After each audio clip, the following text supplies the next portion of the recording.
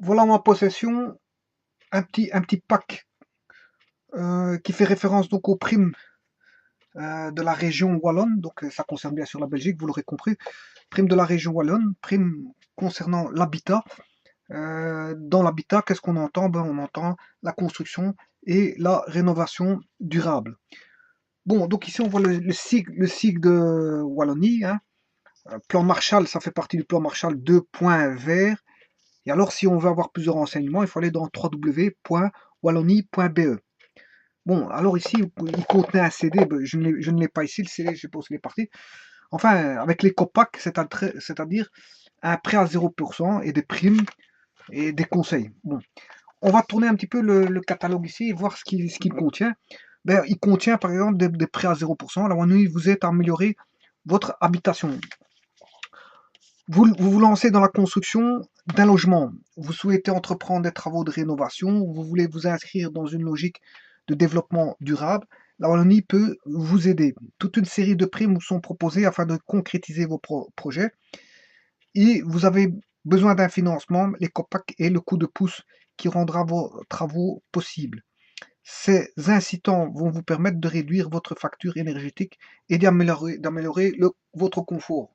En d'autres termes, quelqu'un bon, qui a besoin de financement et bon, qui a bien sûr des revenus permettant de payer ses financements, bon, et qu'il décide du jour au lendemain d'établir un projet de construction ou de rénovation d'une de ses habitations ou de son habitation, puisqu'il peut avoir une habitation ou plusieurs habitations, eh bien, s'il désire donc établir donc de la rénovation construction, à ce moment-là, et qui pense au niveau logique éco-énergétique, hein, c'est-à-dire l'éco-énergétique, qu'est-ce que c'est? Bon, en fait, c'est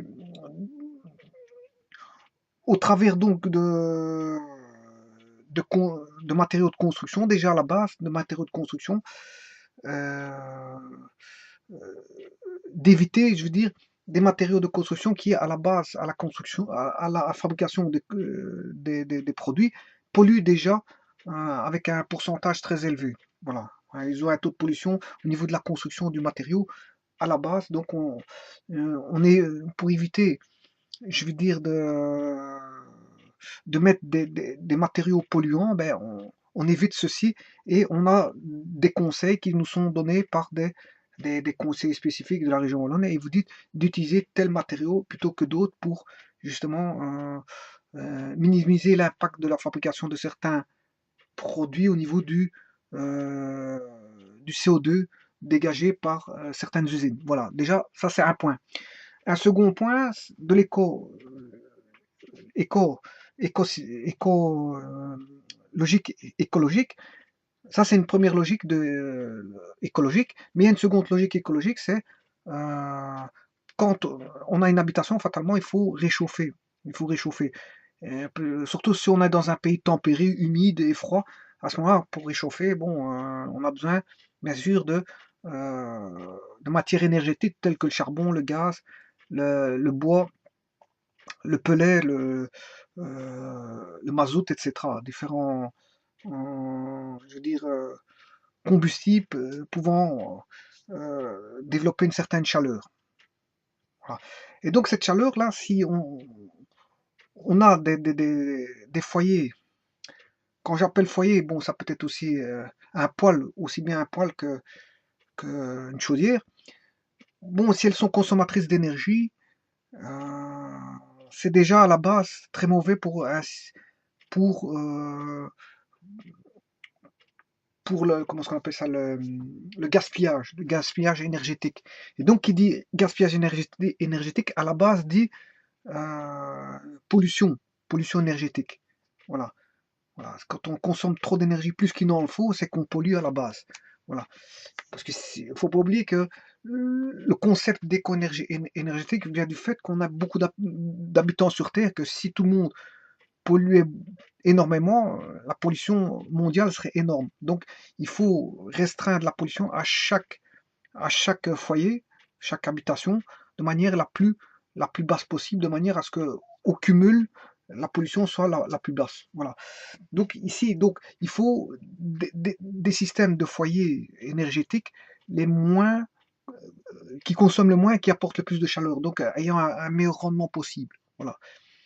Bon, mais au travers de ça c'est le deuxième point. Un troisième point, c'est isoler les habitations, justement pour plus on isole les habitations et plus la chaleur va, pour une moindre chaleur, la chaleur va être conservée au sein, d'un enclos. Et voilà, elle sera moins perdue, puisque en fait la maison est isolée. Voilà. Donc on a moins de pertes calorifiques et donc on a moins de, de, de, de-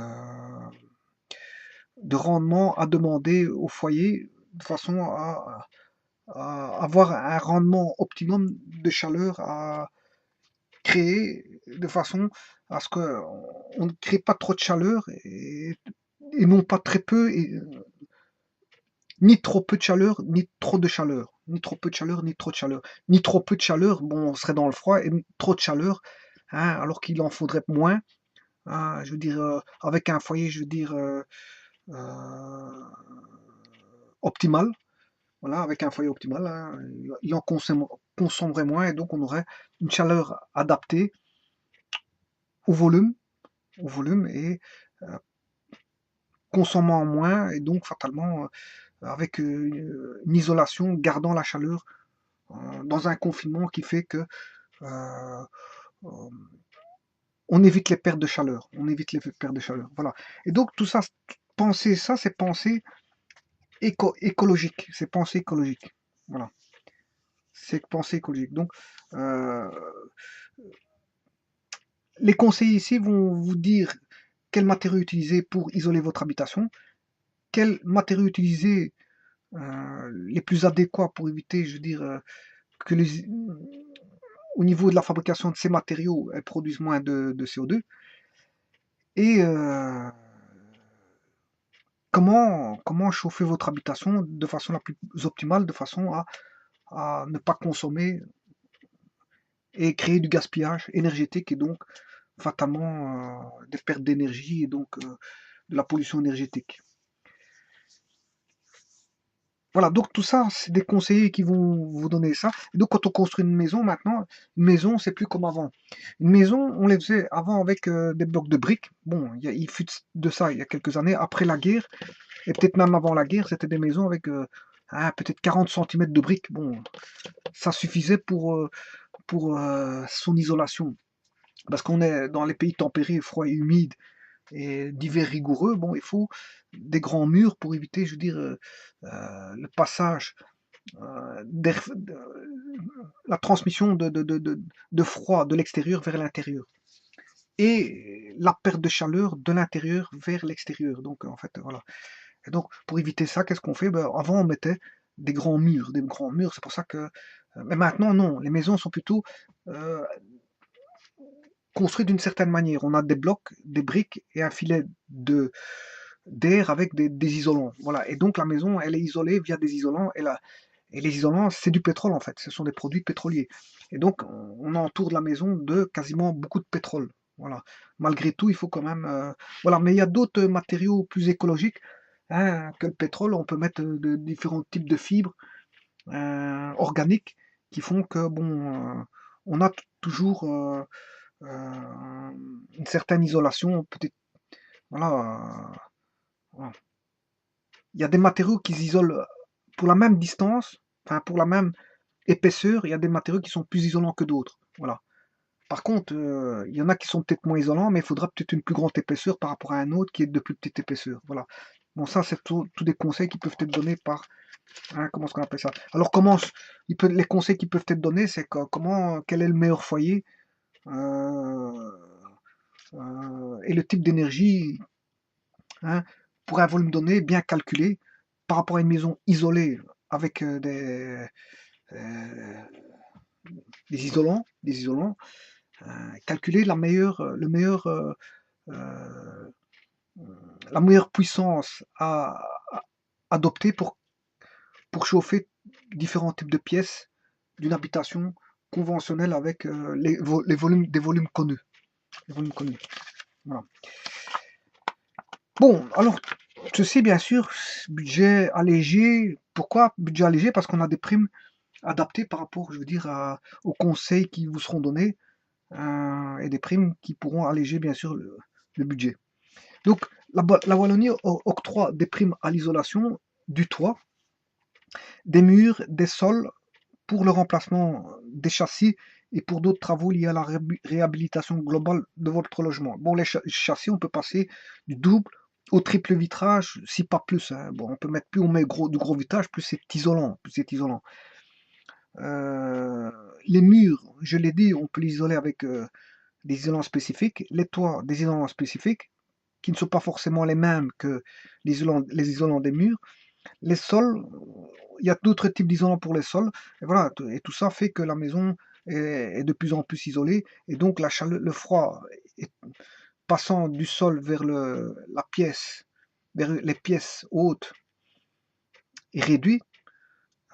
Et la chaleur d'une pièce est moins perdue vers le sol. Parce que le sol étant considéré comme froid, par exemple en hiver, hein. Voilà. Attention qu'en été, c'est tout le contraire, il faut faire très attention. Bon, je veux dire, en été, si la maison est bien isolée, ben, la chaleur extérieure, logiquement, la chaleur extérieure ne rentre pas. Elle ne rentre pas et donc vous conservez une certaine, je veux dire, une certaine température de fraîcheur, puisqu'en fait, l'isolation va dans les deux sens, aussi bien du froid vers le chaud. S'il fait froid, ben, le froid ne rentrera pas vers le chaud. Ça, c'est un isolement parfait. Et le chaud n'ira pas vers le froid. Donc, c'est ça, isoler, c'est ça. C'est qu'il n'y ait plus de passage calorifique, mais il y a toujours des pertes, ça, fatalement, hein. Bon, on ne serait pas isolé à 100%, hein. Il y a toujours, bon, c'est par rapport, étudier tout ça par rapport à des coefficients, voilà. Voilà. Il y a toujours le système, on va dire, échange toujours de l'énergie avec l'extérieur parce qu'il y a toujours des pertes. Bien qu'on isole le mieux possible, il y a toujours des pertes. Voilà. Bon, les montants de ces primes sont calculés en pourcentage du montant des travaux ou au mètre carré. Plus on a de mètres carrés, plus on a comment on appelle ça, on aura des primes, et plus le pourcentage du montant est grand, et plus, je veux dire, on aura des primes en correspondance, hein, par rapport à ce qu'on va dépenser. Il varie en fonction de vos revenus, fatalement. À côté des primes à l'isolation, d'autres primes sont accessibles. Par rapport aux revenus, c'est-à-dire quelqu'un qui a de faibles revenus, il peut faire quand même des travaux, et malgré tout, on pourra l'aider à ce niveau-là. Budget allégé. À côté des primes à l'isolation, et d'autres primes sont accessibles pour les systèmes de chauffage, la ventilation. Bien sûr, vous aurez compris que la ventilation, c'est pour donc évacuer, je veux dire, on va dire, c'est pour garder un certain air frais. Un certain air frais, par exemple, en été, quand il fait très chaud, ben, on peut mettre une ventilation. Une ventilation et aérer, et ça joue sur l'hygrométrie. Ça joue sur l'hygrométrie et donc le pourcentage d'humidité d'un local. Attention que bon, il y a certains bâtiments publics qui doivent être aux normes au niveau des, comment est-ce qu'on appelle ça, des degrés d'hygrométrie, c'est pas hydro, hein, c'est hygrométrie, c'est au niveau des taux d'humidité. Il y a le cahier des charges qui stipule, je veux dire, d'avoir une certaine hygrométrie, et donc il faut que la ventilation puisse apporter, je veux dire, voilà. Donc une circulation d'air, une ventilation pour une circulation d'air pour éviter d'avoir des pièces trop renfermées, et donc avec une aération, on va dire. Mais attention que la ventilation peut ramener aussi, on peut avoir de l'air frais avec de la ventilation, hein. Bon, hein, c'est une espèce de soufflerie, hein, je veux dire, qui ramène de l'air frais en été, par exemple. Voilà. Alors, les chauffe-eau. Donc, d'autres primes sont accessibles pour les systèmes de chauffage, la ventilation, les chauffe-eau, la réalisation d'un audit ou encore la construction de logements neufs, etc., etc. De quoi alléger considérablement vos budgets de travaux. Et donc, voilà. L'accès aux primes, c'est facile. Les primes de la Wallonie, c'est plus simple et plus rapide que vous l'imaginez peut-être, car à tout moment, vous trouverez l'information et l'accompagnement dont vous aurez besoin. Pour l'information sur la nature des primes, rendez-vous sur www.wallonie.be. En d'autres termes, si vous voulez plus d'informations, vous allez voir là-bas, parce que d'abord, on a des revenus. Quand on a des revenus suffisants, qu'est-ce qui se passe? On projette de faire un projet, donc on va chercher des financements. Quand on va chercher des financements, ben, on s'informe, avant tout, on s'informe, hein, on s'informe. Il faut toujours s'informer avant. Et donc, avant de s'informer, l'information, vous allez chercher sur www.wallonie.net et puis vous lancez le processus de projet avec le financement qui va avec. Pour toute demande concernant les conditions d'octroi des primes, composez le numéro vert de la Wallonie, je ne sais pas s'il existe encore, 0801 1901. Voilà. Les COPAC, isolation à portée de tous. Bon, les COPAC est une aide régionale destinée à financer des travaux de rénovation durable. 95% des Wallons sont concernés. Il s'agit d'un package composé d'un prêt à taux 0% et de primes. Voilà. Bon, bien sûr, il y a des conditions, et ça, faut voir avec eux, hein. C'est 0%, mais on peut pas faire ce qu'on veut, hein. Voilà, il y a certaines lois spécifiques, je veux dire, à ce taux 0%. Voilà, on peut pas faire ce qu'on veut. Si le gars, par exemple, s'il construit une maison qui ne loge pas dedans, je crois pas qu'il aura pouvoir avoir la possibilité d'avoir ses primes. Il faut qu'au moins il habite dans l'habitation. Voilà. Enfin, il y a toutes des petites lois comme ça qu'il faut savoir et que bon, si on ne respecte pas ces fameuses lois, ben, les primes peuvent être retirées en fait. Bon, et de primes. Le montant des primes dépend du type de travaux entrepris et des revenus du ménage. Les primes étant intégrées à l'ECOPAC, elles sont déduites de la somme à rembourser. Pour vous, l'avantage est double, vous ne devez pas avancer l'argent et vous n'avez plus à vous soucier de la gestion administrative de votre dossier de primes. L'accès à l'ECOPAC, c'est simple. Formez le numéro d'appel unique pour obtenir toutes les informations liées à l'obtention de l'ECOPAC, le 078 158 008, mais bon, je ne sais pas s'il existe encore, accessible tous les jours ouvrables entre 8h15 du matin et 17h l'après-midi. Le centre d'appel se chargera de vous mettre en contact avec un écopasseur situé près de chez vous. Ces écopasseurs sont à votre service un peu partout en ligne. Ils suivront votre dossier pas à pas. Les infos sur les ECOPAC sont également disponibles sur www.ecopac-wallonie.be.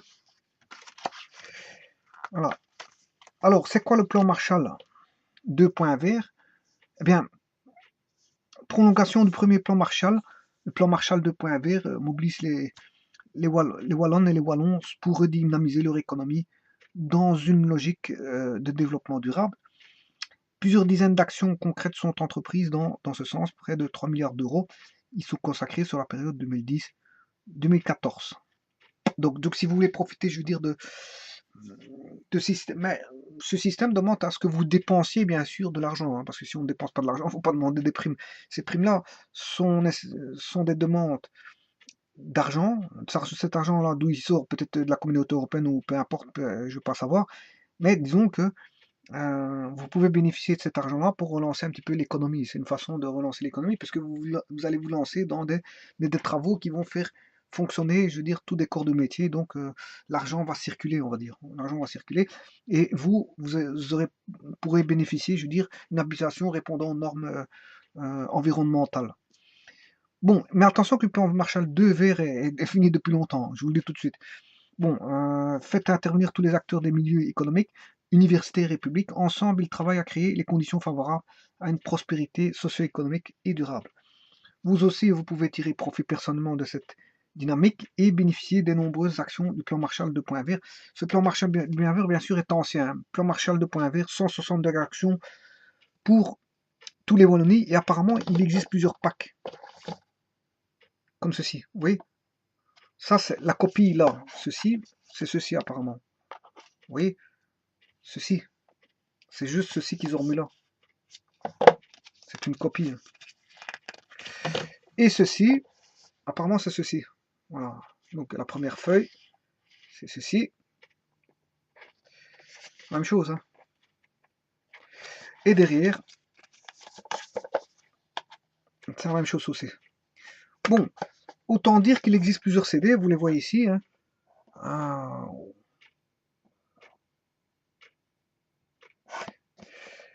Et ce CD-ci que vous voyez là, prime à l'habitat, construction et rénovation, en fait c'est le vert qu'on voit là-bas. Parce qu'il existe différents packs qui donnent différentes choses, mais bon, les autres je les connais pas, mais je connais que c'est celui-ci le vert. Alors, prime habitat, pour lancer votre projet de construction ou de rénovation durable dès aujourd'hui, voire verso. Et là, vous avez toutes les informations, je veux dire, du site, d'infos sur www.be. Démarrer dossier sans engagement au numéro gratuit 0800 1 1901 prime habitat. Donc, voilà, maintenant, si vous avez des questions, ben, vous vous en renseignez. Vous allez demander, bien sûr, ce qu'il en est de tout ça. Bien demander aussi si le cadastre va pas augmenter, parce que si c'est pour faire des travaux et que puis le cadastre, fatalement, si on fait des travaux, le cadastre va augmenter. Mais bon, il faut toujours se renseigner, savoir si le cadastre va augmenter et dans quelle proportion. Parce que si elle augmente fameusement, bon, c'est un petit peu embêtant, hein. C'est bien de faire des travaux, mais si ça augmente fameusement, le cadastre. De toute façon, des travaux, on en a toujours besoin, hein, pour rénover sa maison. Voilà. Voilà. On a toujours besoin de travaux pour rénover si on a une vieille habitation, enfin ou une ancienne habitation. Mais si on est en construction, maintenant la construction est chère, hein. Je veux dire, bon, faut quand même beaucoup de financement derrière pour pouvoir, je veux dire, commencer à lancer une construction. D'où c'est pour ça que quand on regarde l'environnement, il n'y a pas tellement de construction, parce que d'autant plus que les banques, depuis la crise financière, demandent, je veux dire, d'avoir d'abord un gros financement sur le côté avant d'entamer quoi que ce soit, et d'avoir de bons revenus aussi. Donc tout ça fait qu'il y a de moins en moins de gens qui se permettent une construction, et puisque c'est cher, c'est très cher. C'est très cher. D'autant plus que si vous faites faire par des cours de métier divers. Et attention que faire un projet, c'est tomber aussi sur des aléas, hein. Vous allez tomber sur des entrepreneurs véreux, etc., qui font des malfaçons, qui vous demandent des paiements exagérés, etc. C'est à vous à vous démêler dans le tas. C'est comme une dame qui veut lancer un petit projet, hein. Bon, elle doit faire très attention parce que si elle s'y connaît pas, il y a de multiples embûches qui peuvent, je veux dire, c'est comme quand une dame va chez un garagiste. Bon, si ne s'y connaît pas en mécanique, bon, on risque de la rouler. Ben, donc, dans les corps de métier du bâtiment, c'est la même chose. S'ils voient que la dame s'y connaît pas, mais qu'elle a des moyens, on va essayer de la rouler.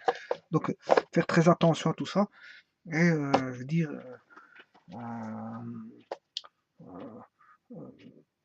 bon. Et maintenant, tout le monde aspire à avoir sa propre habitation, soit rénovée ou construite, mais bon, c'est une question de moyens financiers. Voilà. Quelqu'un qui n'a pas les moyens, ben, il n'arrivera pas à faire ça. Quelqu'un qui a les moyens.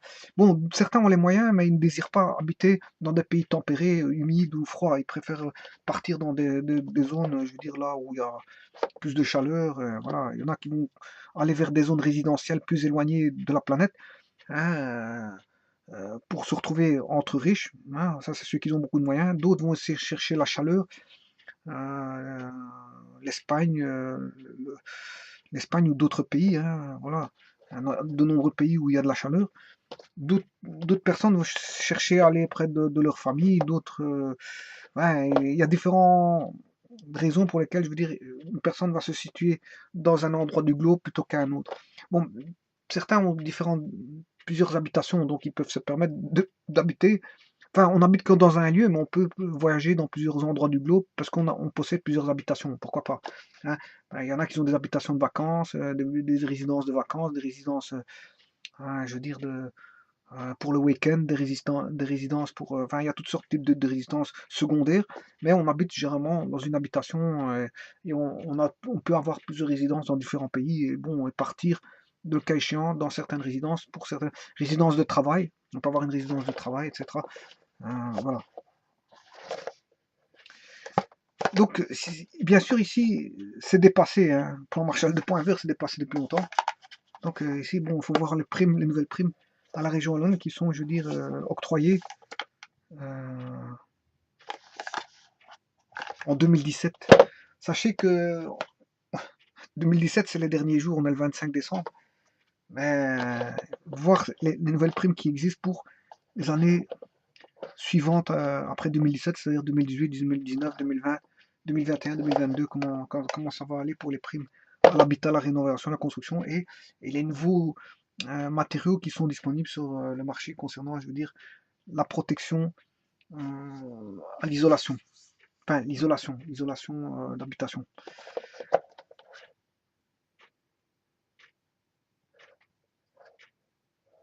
Bon, quand ils disent rénovation durable, bon, qu'est-ce qui est durable dans une habitation? Tout vieillit, hein. Bon, le ciment que vous mettez, le ciment, il va finir par vieillir au bout de 100 ans, on n'a plus que du sable, hein. Hein, je veux dire, on a le bois qui va pourrir, hein. Le bois, fatalement, il finit par pourrir. Le bois qu'on trouve sur les toitures, le bois qu'on retrouve sur les poutres, si vous avez mis des poutres en bois. Si vous avez mis du béton avec de l'acier, ben, l'acier va finir par rouiller. Et donc tout ça, ça se dégrade. Ça se dégrade, hein. Donc une habitation, je sais pas si ça dépasse les 200 ans, une habitation. Mais disons qu'il y a beaucoup d'habitations qui dépassent les 100 ans, mais bon, il faut faire des rénovations parce que bon, vous vous en doutez que beaucoup de choses sont pourries. Beaucoup de choses sont pourries. Euh, voilà. Et qu'à un moment donné, il faut rénover, par exemple, les conduites d'eau, les conduites, hein, les câbles électriques, etc., etc. L'électricité n'est plus aux normes, il faut refaire toute l'électricité. Les, les conduites d'eau je veux dire, hein, sont toutes oxydées, faut les remplacer. Voilà, il faut remplacer peut-être du cuivre par du plastique. Je veux dire, je sais pas moi, le plomb par du plastique, le plomb par du cuivre, le cuivre par du plastique, etc., etc. On peut remplacer, je veux dire, par des nouveaux matériaux de construction, je veux dire, plus. On appelle ça la modernité. Bon, certains ils appellent ça la modernité. C'est des, des matériaux modernes, nouvellement construits qui permettent, je veux dire, d'être installé facilement. Qu'est-ce qu'on appelle le moderne? Je sais pas plus, mais voilà. Le moderne, je sais pas. Qu'est-ce que c'est que moderne? Hein, est-ce que placer du cuivre, c'est moderne? Bah oui, au début, quand il est nouveau, c'est tout propre, tout nouveau, c'est moderne. Mais après quelques années, c'est plus moderne, parce que je remplacer un nouveau plastique, il est plus nouveau que le cuivre. Mais qu'est-ce qui va rester plus longtemps entre le cuivre et le plastique? Ben, tous les deux vont rester aussi longtemps l'un que l'autre. Donc, je veux dire, qu'est-ce qui est plus moderne que l'autre? Ben, pour moi, j'appelle moderne ce qui est nouveau. Ce qui est nouveau, c'est moderne. Nouvellement mis, nouvellement installé, c'est moderne. Voilà.